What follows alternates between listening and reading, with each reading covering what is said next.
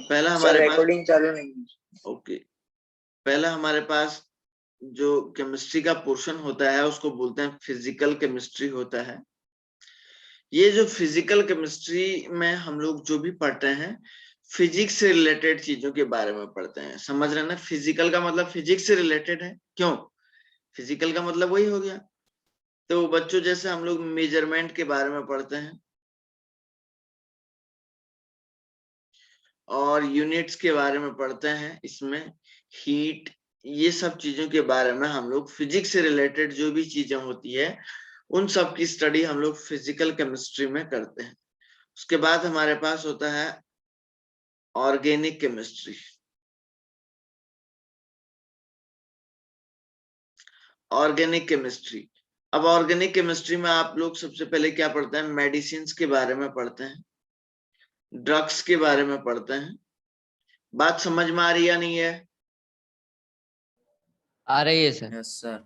अरे सर, और जैसे आप लोग मार्केट में जैसे आप साबुन यूज करते हैं ना बच्चों, डेटॉल, डिटॉल, फिनाइल, घरों को साफ करने के लिए, ये सब चीजों के बारे में पढ़ते हैं। प्लास्टिक्स के बारे में पढ़ते हैं, जो प्लास्टिक इंडस्ट्री होती है, प्लास्टिक के कारखाने होते हैं, इन सब की स्टडी आप ऑर्गेनिक केमिस्ट्री में कर पाओगे।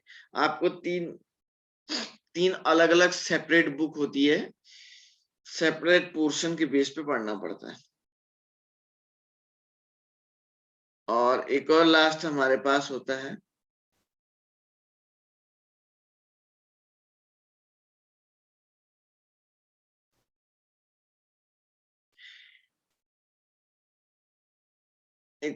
हमारे पास होता है बच्चों इनऑर्गेनिक केमिस्ट्री।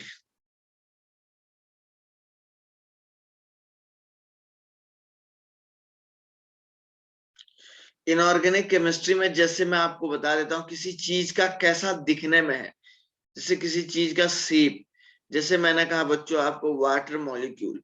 अब वाटर मॉलिक्यूल तो आपको पता है, लेकिन सर वाटर मॉलिक्यूल दिखता कैसे है, इसमें कितना बॉन्ड एंगल होता है, कितना इसका लेंथ होता है, बॉन्ड लेंथ होता है, कितना इसमें क्या होता है, ये सब चीजों, किसी की शेप के बारे में, या हम लोग बोलते हैं किसी की जियोमेट्री के बारे में, ये सब चीजों के बारे में हम लोगों को पढ़ना पड़ता है। बात समझ में आई क्या? यहाँ तक जो चीज मैंने बताई बच्चों, क्या ये आप लोगों को समझ में आया या नहीं? आया सर। ओके, चलो इसको नोट कर लो आप कॉपी में।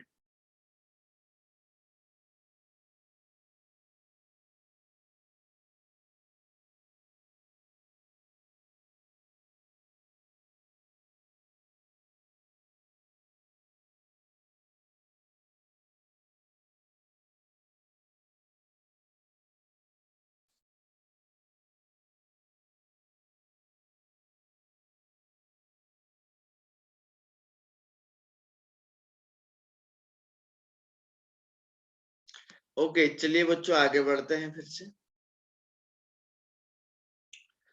तो सर सबसे पहले क्या होता है, हम लोग एक एटम के बारे में पढ़ते हैं। देखिए सबसे पहले हमारे पास एक छोटा सा टर्म होता है एटम। एटम क्या होता है भाई, कोई जानता है क्या? जरा मुझे एटम के बारे में बताओगे आप लोग, बोलो तो, बोलिए, कोई बच्चा बताएगा जो एटम के बारे में बोल सकता है, बोलो तो। Smallest particle that can involve in chemical change. एक स्मॉलेस्ट पार्टिकल है। मान के चलिए आपके पास कोई एक पार्टिकल इस तरीके से है बच्चों, आपने इसके दो टुकड़े की, दो टुकड़े करने के बाद एक टुकड़ा अलग हो जाएगा, दूसरा टुकड़ा अलग हो जाएगा, फिर उसके बाद एक टुकड़े को पकड़ के आपने क्या किया, इसका दो टुकड़ा किया, फिर उसके बाद इसके भी दो पार्ट बनेंगे, फिर उसके बाद क्या करेंगे, एक पार्ट को पकड़ के आप और काटेंगे, फिर उसके बाद उसका भी एक पार्ट और बनेगा, दो पार्ट अलग बनेंगे। ऐसे ऐसे काटते काटते आप एक समय आपके पास एक ऐसा छोटा से छोटा पार्टिकल आ जाएगा बच्चों, एक छोटा से छोटा ऐसा पार्टिकल आ जाएगा जो है जिसको आगे काट पाना पॉसिबल नहीं होगा। बात समझ में आ रही क्या मैं क्या कहना चाह रहा हूँ? बार बार अगर आप लोग काटते रहोगे,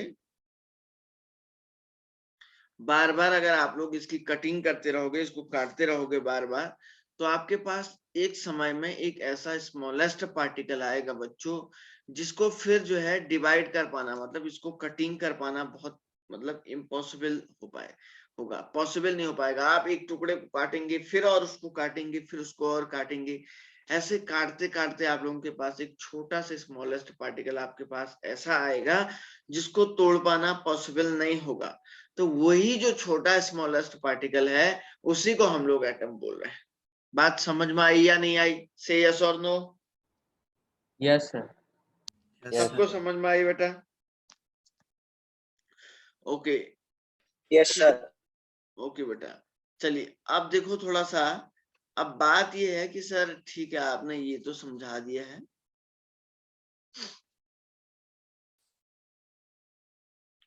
अच्छा अब बात ये है सर आपने ये तो समझा दिया है, मैं मानता हूँ, चलिए ठीक है। तो देखिए बच्चों, आप लोगों को पता होना चाहिए कोई भी एटम होता है तो उसके बीच सेंटर में न्यूक्लियस होता है, पता है ना आप लोगों को? और उसके चारों यस तरफ क्या सर। होता है? इस तरीके यस से सर। सर्कुलर पाथ होते हैं। किसी को कोई बात कहनी है क्या?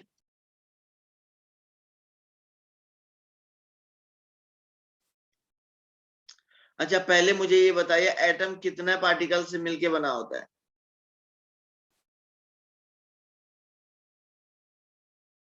बोलो। एटम बच्चों जनरली 3 फंडामेंटल पार्टिकल से मिलके बना होता है। 3 फंडामेंटल पार्टिकल में पहला होता है इलेक्ट्रॉन, और दूसरा क्या होता है बच्चों? प्रोटॉन होता है। क्या होता है? प्रोटॉन होता है। और तीसरा क्या होता है बेटा? न्यूट्रॉन होता है। अब देखो एटम का स्ट्रक्चर होता कैसा है भाई दिखने में? तो देखो सर होता क्या है कि एटम के पास कोई सेंटर में एक न्यूक्लियस होता है, और न्यूक्लियस के चारों तरफ जो है इस तरीके से सर्कुलर पाथ होते हैं, पता है ना आप लोगों को? इस तरीके से सर्कुलर पाथ होते हैं।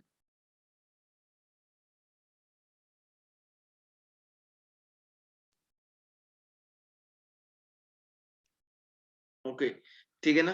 तो ऐसे सर्कुलर पाथ होते हैं, ठीक है ना? सेंटर में क्या होता है बेटा एटम का? जो सेंटर वाला पोर्शन होता है इसको बोलते हैं, ये एटम का जो है न्यूक्लियस है।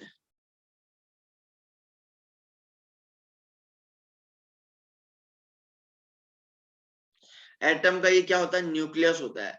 तो ये जो सर्कुलर पाथ दिख रहे हैं इनको क्या बोलते हैं? इनको क्या बोलते हैं? बोलो शाबाश। सेल। सेल बोलते हैं।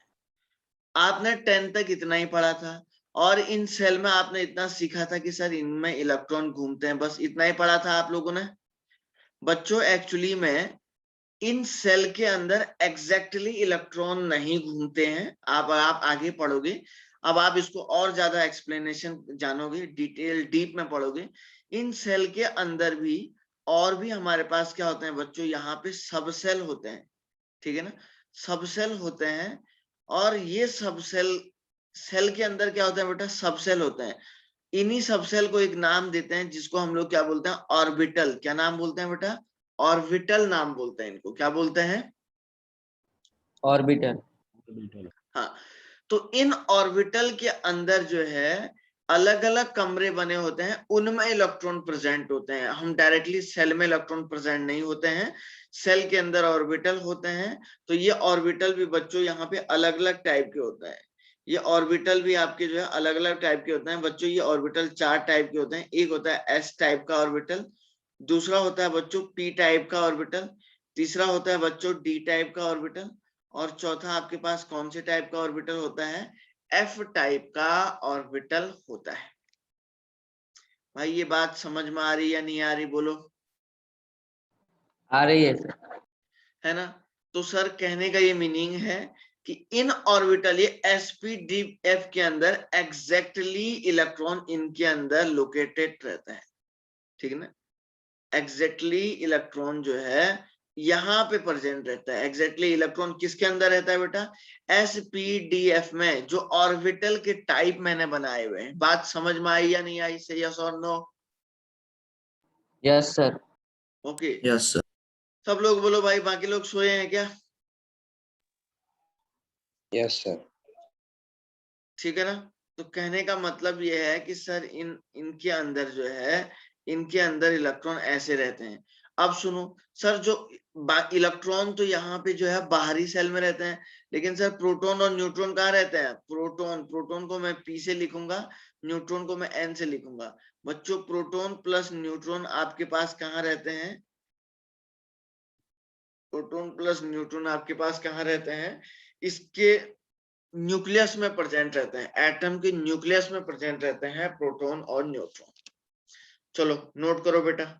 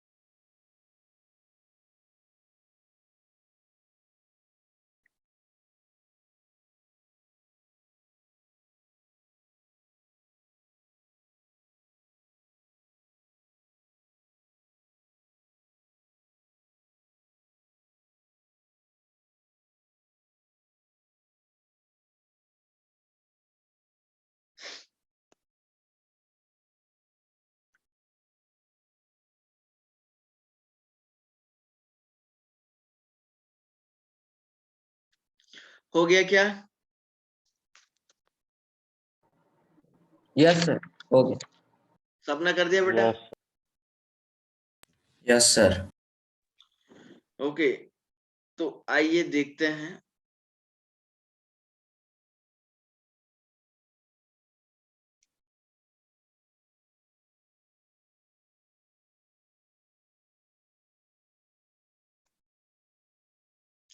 तो मैंने आपको बताया कि ये जो ऑर्बिटल होते हैं, ये जो ऑर्बिटल होते हैं बच्चों, ये पहला मैंने कहा एस टाइप का होता है, दूसरा मैंने कहा पी टाइप का होता है, तीसरा मैंने आपको बोला डी टाइप का होता है, चौथा आपको बोला एफ टाइप का होता है। अब सुनो, एस टाइप का ऑर्बिटल ऐसा होता है जिसमें एक ही खांचा होता है। कितने खांचे होते हैं?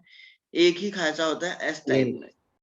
पी टाइप का ऑर्बिटल ऐसा होता है बच्चों जिसमें 3 खांचे होते हैं, और डी टाइप का ऑर्बिटल ऐसा होता है बच्चों जिसमें बिल्कुल 5 खांचे होते हैं, और एफ टाइप का ऑर्बिटल ऐसा होता है बच्चों जिसमें हम लोग बोलते हैं 7 खांचे होते हैं। एफ टाइप का ऑर्बिटल ऐसा होता है बच्चों 1 2 3 4 5 6 7, जिसमें 7 खांचे होते हैं। ठीक है ना? तो अब आप बोलेंगे देखो, अगर एक खांचा मेरे पास है तो इलेक्ट्रॉन हमेशा या तो इसमें ऐसे आता है ना, ऐसे जिसको बोल रहे हैं, तो इसको बोलते हैं क्लॉकवाइज, और या दूसरा खांचा होता है इलेक्ट्रॉन ऐसे आता है, ऐसे, तो इसको बोलते हैं बच्चों एंटी क्लॉकवाइज। कैसे बोलते हैं इसको? Anti clockwise. ठीक है ना? तो एक खांचे में पॉसिबिलिटी कितने टाइप की है? या तो ऐसे है या नहीं है,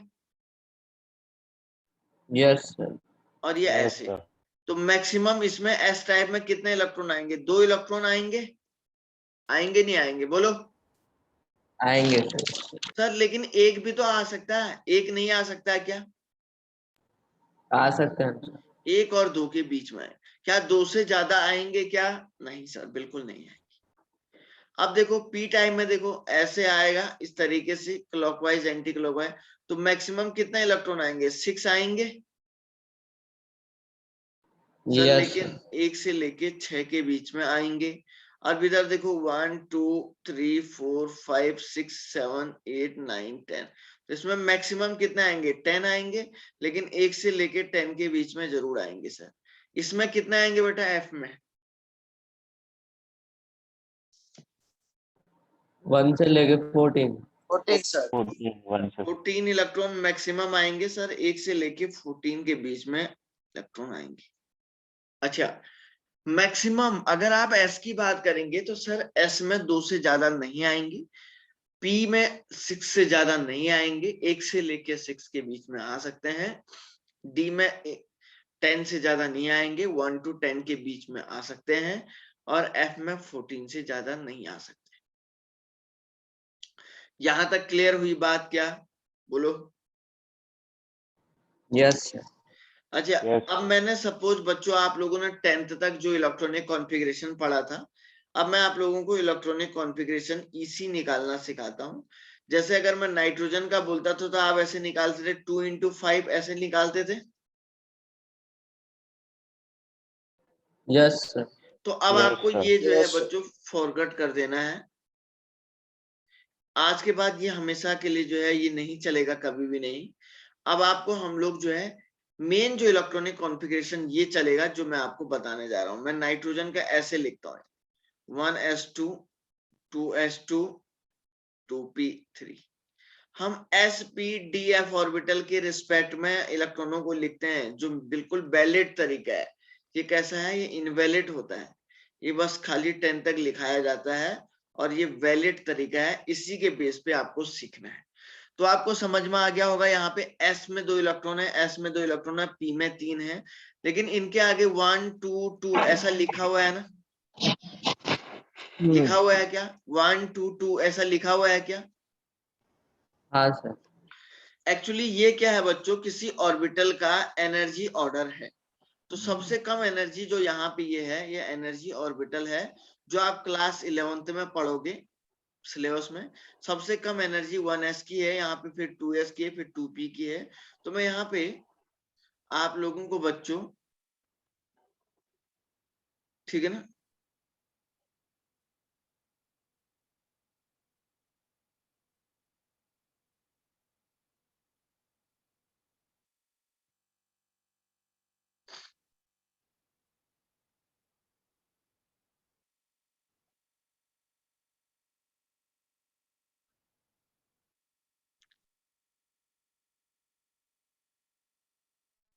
okay.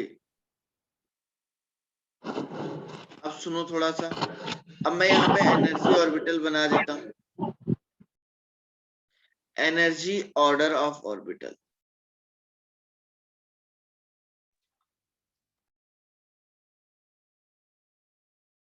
Energy order of orbital लिख रहा हूं, समझ में आ रहा है बेटा सभी को? Yes, sir. यस। तो सबसे कम एनर्जी होती है 1s की, देन होती है बच्चों 2s की, देन होती है 2p की, देन होती है 3s की, देन होती है 3p की, देन होती है बच्चों 4s की, देन 3d की।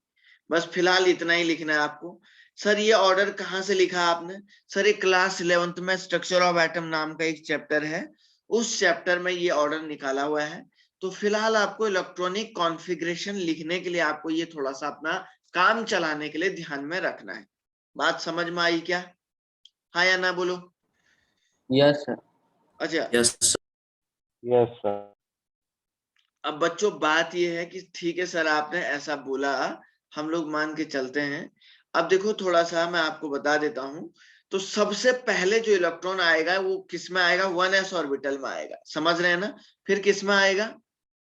2s में आएगा, देन 2p में आएगा, देन 3s में आएगा। क्योंकि जो पहला इलेक्ट्रॉन होता है बच्चों, वो हमेशा उस एनर्जी के ऑर्बिटल में पहले आता है जिसकी एनर्जी बहुत कम होती है।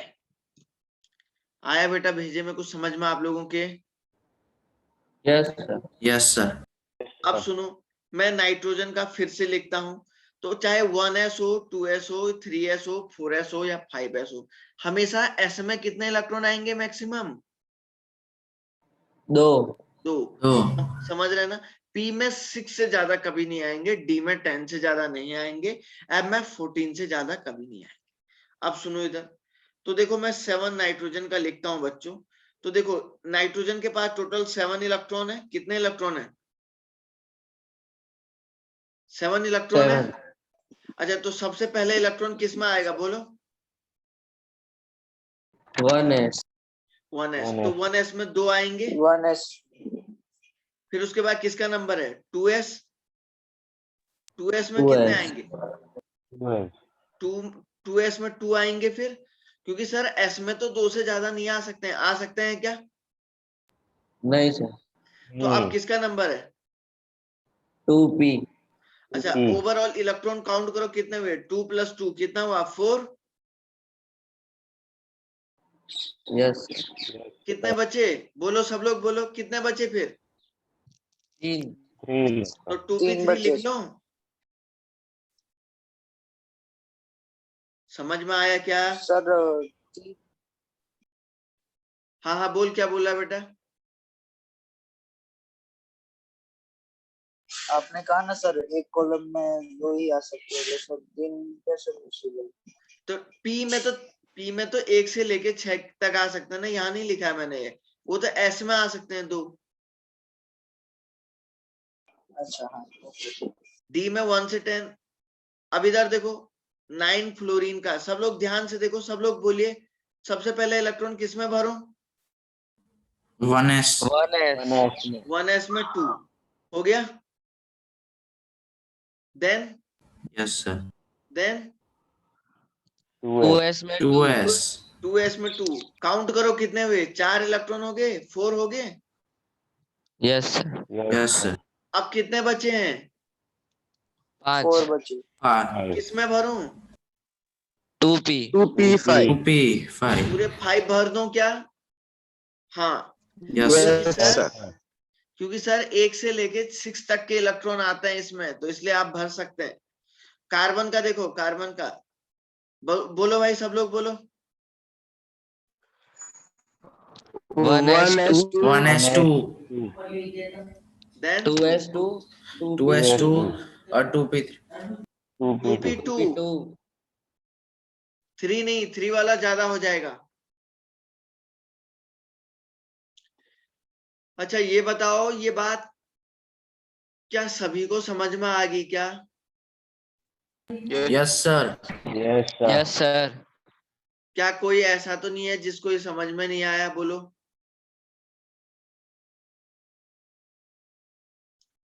क्या कोई ऐसा तो नहीं है जिसको ये समझ में नहीं आया? बोलो। क्या आप लोग लिख लोगे सारे के सारे? Yes sir.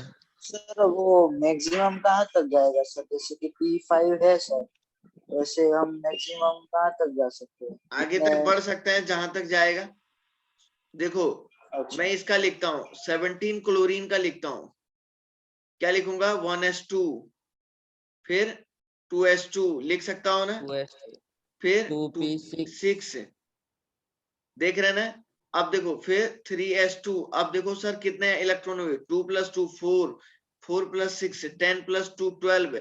सर 17 होने को कितने इलेक्ट्रॉन चाहिए? 5 और चाहिए। नंबर किसका है? 5।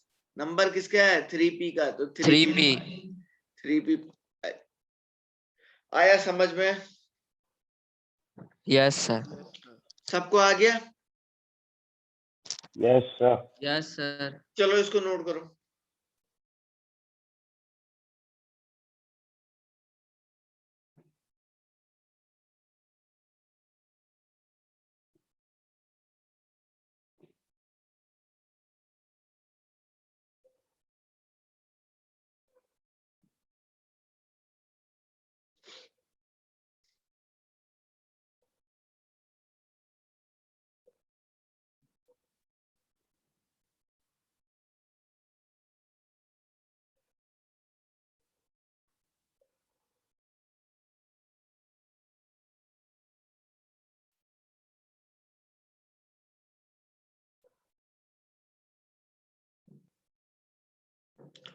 हो गया? यस। चलिए चलिए बच्चों, आप yes थोड़ा बहुत आप लोग लिखो। दो चारों के आपको लिखने हैं।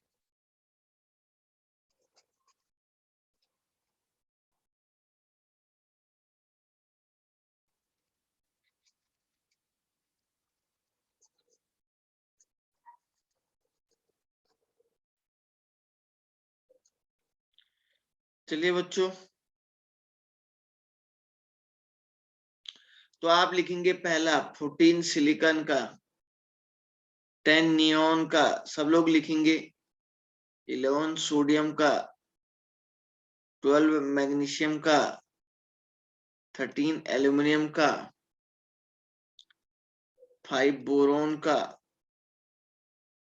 15 फास्फोरस का, 16 सल्फर का, 19 पोटेशियम का। ये लिखोगे क्या? हाँ सर लिखिए। हाँ सर। सब लोग लिखेंगे? सर हाँ, सर वहाँ पे हम 3s में ऊपर 6 लिख सकते हैं वहाँ पे, और 3s में नहीं, 3p में 3s में 6 कभी नहीं होंगे, क्योंकि s का मतलब 2 से ज्यादा नहीं होंगे। s का मतलब 2 से ज्यादा नहीं होंगे। और p में सर कितने हैं? p में 6 से ज्यादा नहीं होंगे, मैंने लिखाया ना अभी आपको। Okay sir. करो तुम।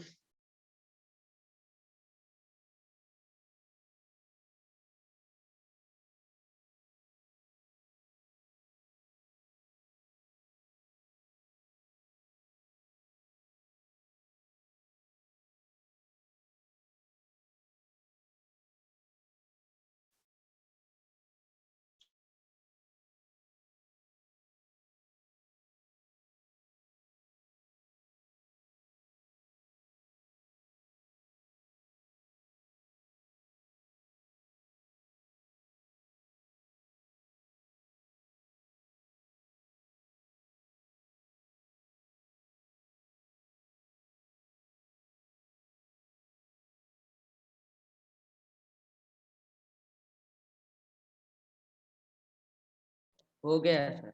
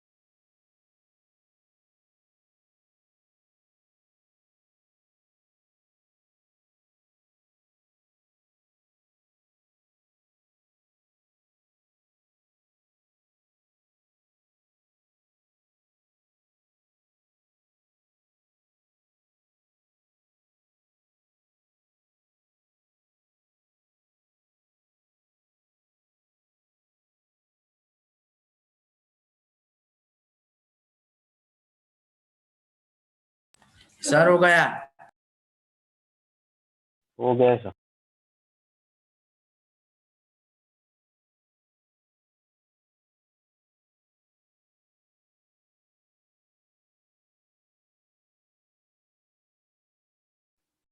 सबने कर दिया? Yes sir. Yes sir. सब लोग करिए भाई।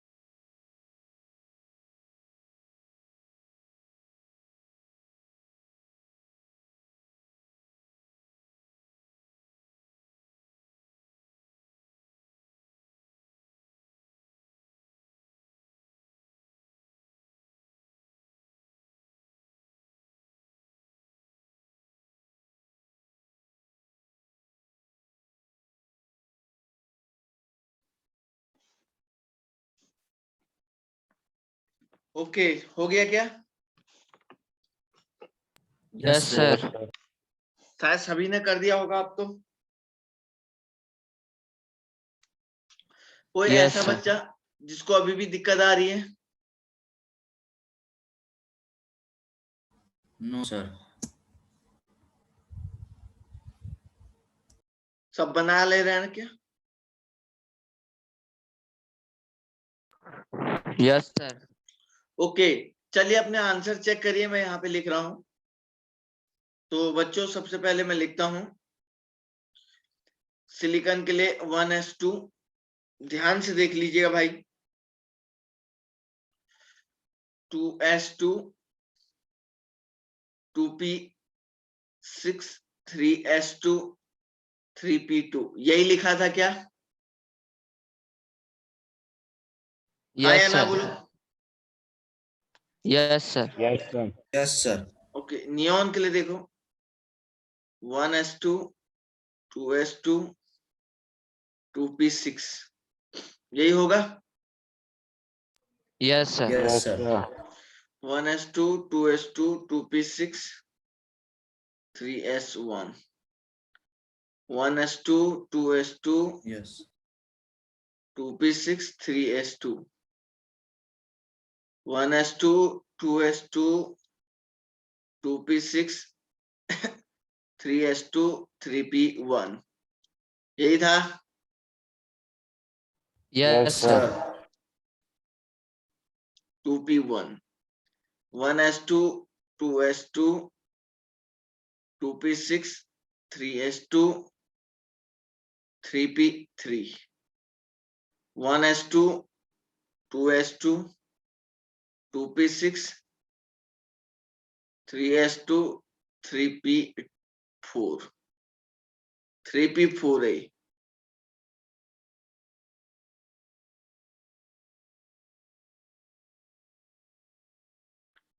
Three P four, 1s2 2s2 2p6 3s2 3p6 4s1, क्या यही था या इसके अलावा कुछ लिखा था आपने?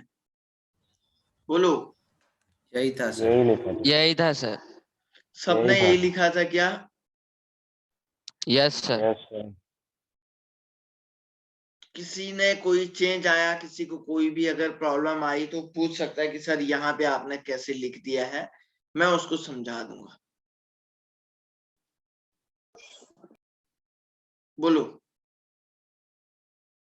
बोलिए, कोई भी अगर स्टूडेंट जिसको दिक्कत आ रही है तो मुझे बोल सकता है कि सर आपने यहाँ पे कैसे किया है, मैं उसको समझा दूंगा।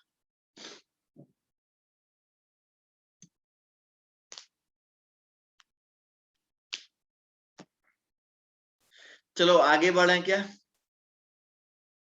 Yes, sir. Yes, sir. तो ये सीरीज लिखी है ना आपने सबने कॉपी में, मैं इसको भी मिटा रहा हूँ अभी। Yes, लिख दी सर। Yes, sir. स्क्रीनशॉट नहीं लेना है, इसकी कॉपी में लिखना है अभी, क्योंकि अभी लिखना है आपको। कॉपी में जिसने नहीं लिखी है वो इसको लिख ले अभी।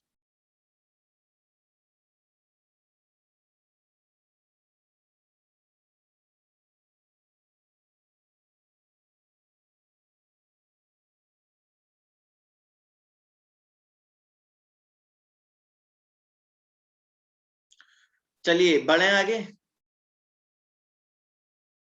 Yes, sir. Yes, sir. Okay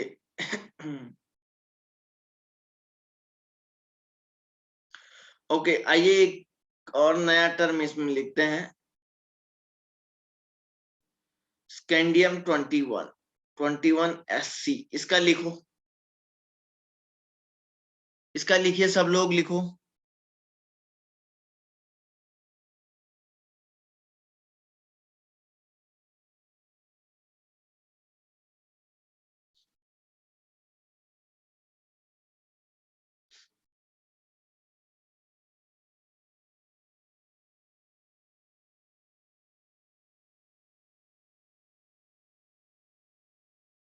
हो गया सर।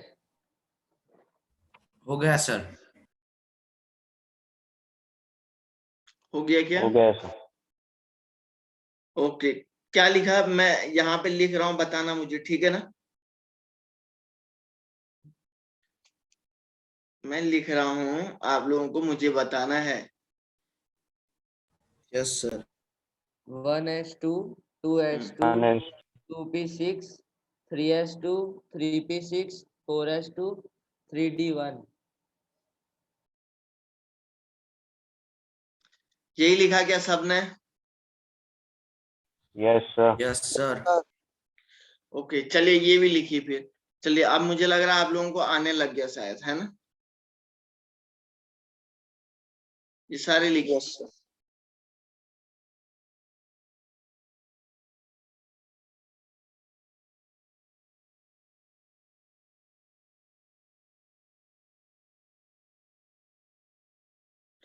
ये लिखिए।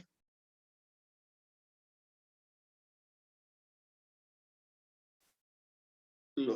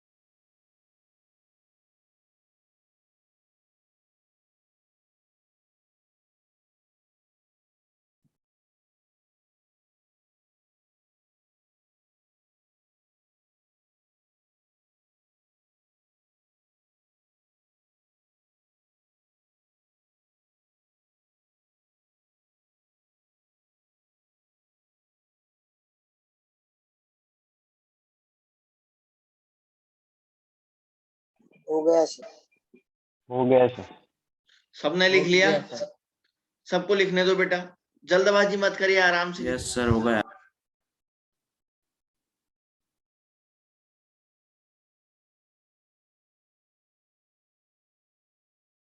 ओके,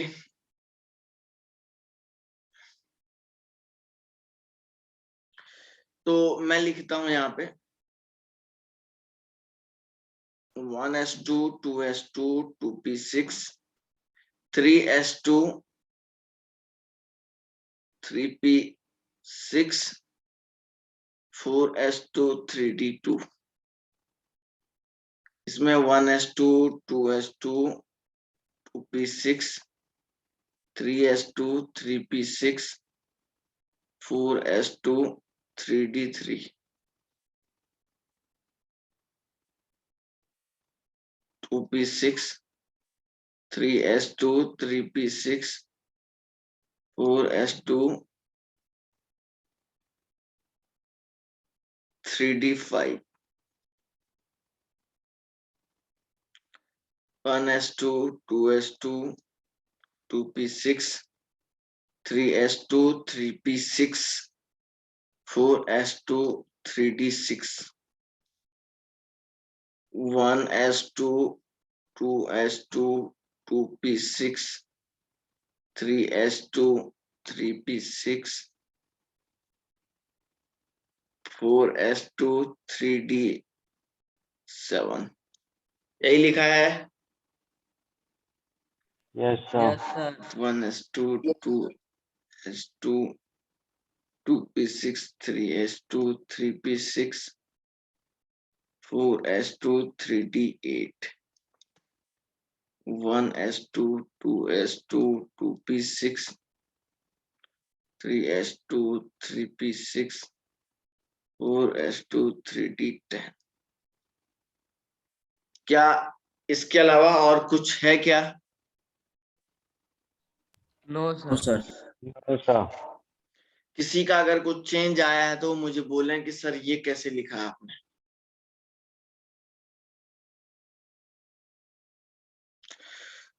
तो बच्चों अगर आप हाइड्रोजन का लिखेंगे तो हाइड्रोजन का क्या लिखेंगे, जरा लिखो। 1s1। 1s, ओनली 1s1 है, 1s2 नहीं लिखेंगे, जबकि क्या लिखेंगे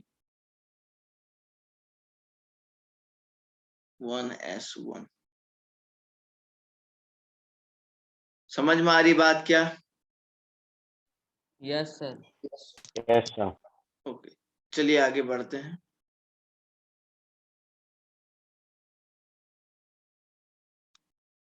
और बच्चे कहाँ गए भाई, काय को छोड़ा और बच्चों ने?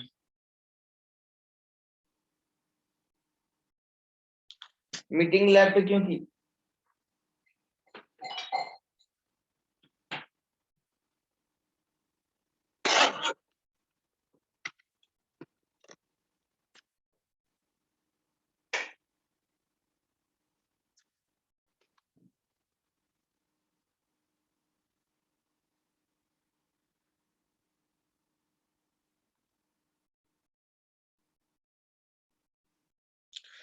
चलिए तो आगे बढ़ते हैं। और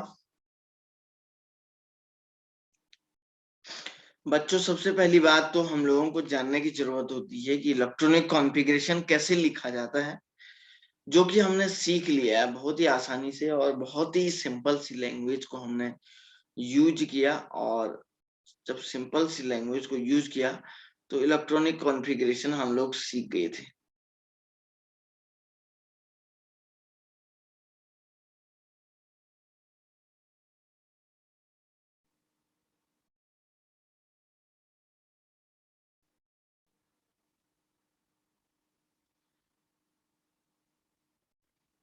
मोडासा में ऑफलाइन नहीं चल रही क्या क्लासेस? नहीं sir. Sir. no sir, corona क्यों बहुत फैला है क्या? हाँ sir. Yes sir. yes sir, अच्छा, तो मार्केट बंद है उधर? Yes sir. अच्छा, पूरा मार्केट बंद होगा।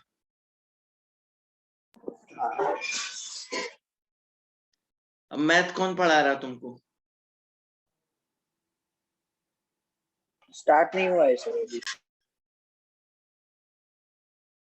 अच्छा, ओनली फिजिक्स और केमिस्ट्री स्टार्ट हुआ है क्या? Yes sir. yes sir, yes sir.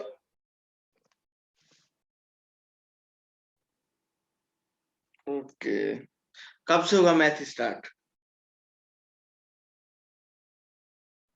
Sir आज से होने वाला था, लेकिन सर की तबीयत ठीक नहीं है अभी।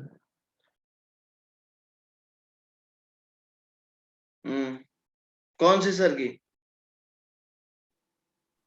अभी सर वो नए आए हैं ना सर। जय कौन से किशन सर? सर। हैं? जय किशन सर।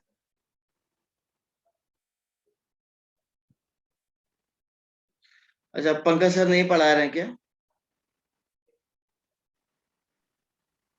नहीं सर।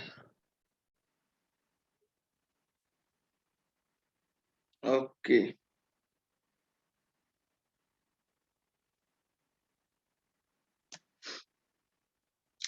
ओके बच्चों, समझ रहा हूं मैं। चलिए देखते हैं आगे कुछ नई बात इसमें। तो कहने का ये मीनिंग है कि ठीक है, तो देखो नाइट्रोजन ऐसे होता है, ये 7, 1s2, 2s2 और 2p3 लिखा। तो ये जो बाहरी ऑर्बिटल है, ये बाहरी ऑर्बिटल दिख रहा है आपको? दिख रहा है क्या, नहीं दिख रहा है? इसको बोला जाता है आउटर मोस्ट ऑर्बिटल। समझ रहे हैं क्या? आउटर मोस्ट ऑर्बिटल, इन दो ऑर्बिटल को, पीछे से दो दो ऑर्बिटल होते हैं बच्चों, इनको बोलते हैं आउटर मोस्ट ऑर्बिटल। समझ में आई बात या नहीं आई? आया क्या समझ में? नहीं सर, कोई भी एटम के यानी। हाँ, सबके लिए जो पीछे से दो ऑर्बिटल आप लेते हैं, इसको बोलते हैं आउटर मोस्ट ऑर्बिटल। ठीक है ना? हाँ सर।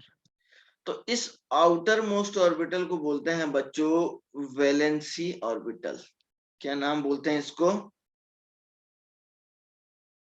वैलेंसी ऑर्बिटल आपने सुना भी होगा शायद, वैलेंसी ऑर्बिटल के बारे में पहले से सुना था क्या? वैलेंस शेल के बारे में पढ़ा था सर पिछले साल। हाँ तो वो KLMN के बारे में था ना। ये ऑर्बिटल नहीं दिख रहा है, S और P आपके पास ऑर्बिटल है नहीं है? Yes sir. तो इसको वैलेंसी ऑर्बिटल या वैलेंस ऑर्बिटल बोलते हैं। तो सर ये जो वैलेंसी ऑर्बिटल होता है, इसमें जो इलेक्ट्रॉन प्रेजेंट होते हैं उसको बोला जाता है वैलेंसी इलेक्ट्रॉन। क्या बोलते हैं उनको? Valency electron. बात समझ में आई? यहाँ पे वैलेंस नाइट्रोजन के इलेक्ट्रॉन। वैलेंसी ऑर्बिटल 2s और क्या है 2p है। तो 2s और 2p में आप देख रहे हैं 2 + 3 इलेक्ट्रॉन है। तो अब आप बोलेंगे सर जब 2 + 3 इलेक्ट्रॉन है तो ओवरऑल इसमें कितने इलेक्ट्रॉन है? 5 इलेक्ट्रॉन हुए नहीं हुए नाइट्रोजन के वैलेंसी ऑर्बिटल में? हुए सर। तो हम ये बोलेंगे sir. सर नाइट्रोजन के जो वैलेंसी इलेक्ट्रॉन है, कोई अगर आपसे पूछता है कितने, तो आप बोलेंगे सर 5 है। कोई दिक्कत? No sir. No, sir. Okay जैसे कार्बन का देखते हैं तो 1s2 2s2 सर एक और बार repeat।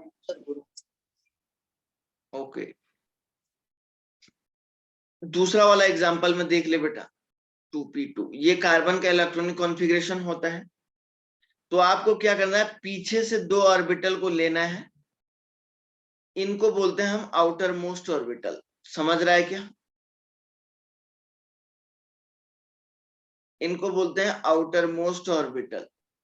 और सर ये जो आउटर मोस्ट ऑर्बिटल होता है, इस आउटर मोस्ट ऑर्बिटल में सर ये जो आउटर मोस्ट ऑर्बिटल होता है, इस आउटर मोस्ट ऑर्बिटल का नाम होता है वैलेंसी ऑर्बिटल। बाहरी ऑर्बिटल को बोलते हैं वैलेंसी ऑर्बिटल। और सर ये जो वैलेंसी ऑर्बिटल होता है, इस वैलेंसी ऑर्बिटल में जो इलेक्ट्रॉन प्रेजेंट होता है उसको बोलते हैं वैलेंसी इलेक्ट्रॉन। समझ में आया बेटा? तो वैलेंसी ऑर्बिटल कौन से हैं कार्बन के? 2s और 2p। तो सर इसमें इलेक्ट्रॉन कौन कौन से हैं? 2 + 2। ओवरऑल 4 इलेक्ट्रॉन हुए नहीं हुए कार्बन की वैलेंसी में? बोलो। हुए सर। Yes, sir. ठीक है ना? तो और किसी को? तो बच्चों आज के लेक्चर में क्या किसी को कोई डाउट आया क्या? No sir. तो उम्मीद करता हूँ ये आप लोगों को समझ में आ गया होगा। ठीक है ना? फिलहाल के लिए रख देते हैं। शुरू दिन था तो हमने कहा थोड़ा सा ज्यादा, एकदम से ज्यादा टाइमिंग का लेक्चर ठीक नहीं होता है। क्यों? समझ रहे हैं? Yes sir. तो रख दें क्या बेटा क्लास को अब?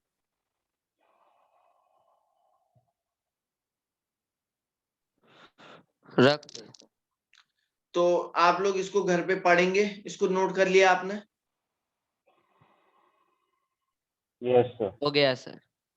चलिए ठीक है बच्चों, मिलते हैं आप लोगों से फिर नेक्स्ट लेक्चर में। ठीक है ना? Yes sir. Bye sir. Yes. Thank you sir. Okay बेटा। Bye, sir. Thank you, sir. Okay बेटा, bye bye. Thank you sir, bye sir. Okay बेटा।